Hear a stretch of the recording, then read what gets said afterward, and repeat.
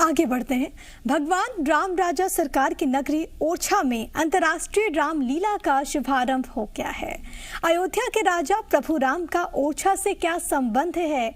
भगवान श्री राम अयोध्या से ओरछा कैसे पहुंचे और ओरछा को ही राम राजा सरकार की नगरी क्यों कहा जाता है? ये कुछ ऐसे सवाल हैं जिनका यहाँ न सिर्फ मंचन किया गया बल्कि अगले 10 दिनों तक भव्य रामलीला भी दिखाई जाएगी।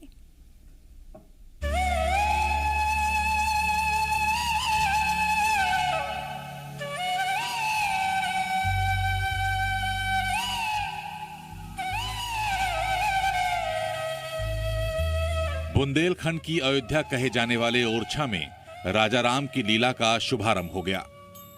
ओरछा के राजा राम की लीला का शुभारंभ गणेश वंदना से किया गया।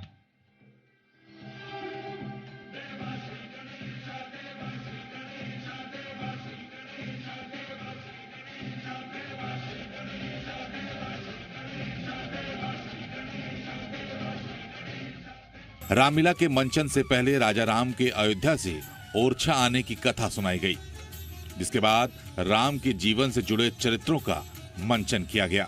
चलो ओरछा हट कर बैठी, चलो ओरछा, प्रभु ने भी तब हंस कर पूछा, क्या राज त्याग मुझको राजा बना सकोगी?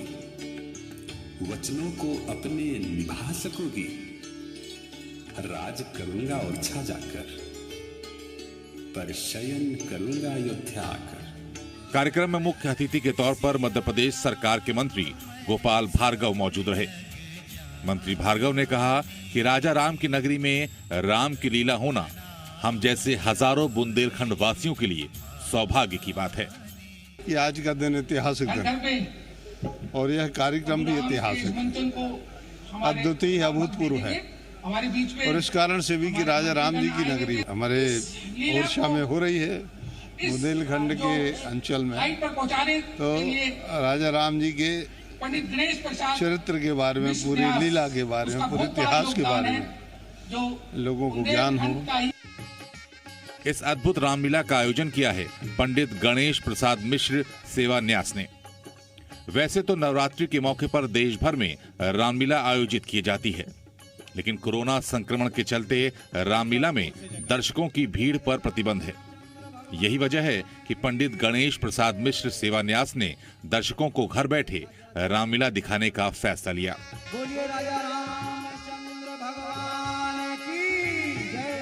42 देशों में ये प्रसारण ऑनलाइन मीडिया के माध्यम से होगा। हमारी जो पीछे जो मीटिंग हुई जिसमें एक प्रेस कॉन्फ्रेंस भी हुई और उस पे उस टाइम भी 42 देश जो हैं वो जुड़े थे। मुझे तो ऐसा पॉजिटिव वेव आ रही कि हर जगह पूरे देश में इस टाइम ओरछा जो है अलग से दिखाई दे रहा है, क्योंकि भगवान राम का बहुत भव्य मंचन होने जा रहा है। हमारी समिति के लोग यहाँ घूमने आए थे, उनको लगा कि इसका जगह देना चाहिए, तो आपके माध्यम से पूरी दुनिया जी माध्यम से देख रही है, तो हमें लगता है कि ओरछा अपने आप में 3 महीने से प्रयास कर रहे हैं। आज ये प्रयास अंतिम चरणों में पहुंच रहा है, तो यहाँ पे पर्यटन भी बढ़ेगा और यहाँ पे रोजगार भी बढ़ेगा। अयोध्या को विश्व में प्रभु श्री राम की नगरी के तौर पर जाना जाता है, लेकिन कम ही लोग ओरछा को राजा राम की नगरी के तौर पर जानते हैं। ऐसे में इस साल ओरछा में आयोजित हो रही अंतर्राष्ट्रीय रामलीला से न सिर्फ ओरछा को पहचान मिलेगी बल्कि पर्यटन की भी संभावनाएं बढ़ेंगी। बड़ा आनंद आ रहा है, इतना आनंद आ रहा है मैं बता नहीं। और अभी थोड़ा सा मतलब इसमें कोई लोगों को बड़े मन है ओरछा के बारे में, और हमारे बहुत सारे लोग भी आएंगे दिल्ली से और पूरे इंडिया से और बाहर से भी, और 142 कंट्री में उसको देख रहे हैं। ओरछा में 15 अक्टूबर तक चलने वाली रामलीला में देश और प्रदेश की तमाम राजनीतिक और प्रशासनिक हस्तियां शामिल होंगी। नवरात्रि के शुभ अवसर पर ओरछा की पवित्र धरा से आप भी घर बैठे अंतर्राष्ट्रीय रामलीला का आनंद ले सकते हैं।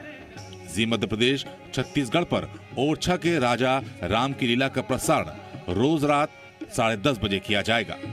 सत्येंद्र परमार, जी मीडिया, निवाड़ी। समाया हर समय नजरों में वो भगवान रहता है, उसी की लग्न है मन में, उसी का ध्यान रहता है। जब से मेरे पिता कुशध्वज ऋषि ने ये प्रण लिया है कि मेरे पति विष्णु भगवान होंगे, तभी से उनके ध्यान में जीवन बिता रही हूँ।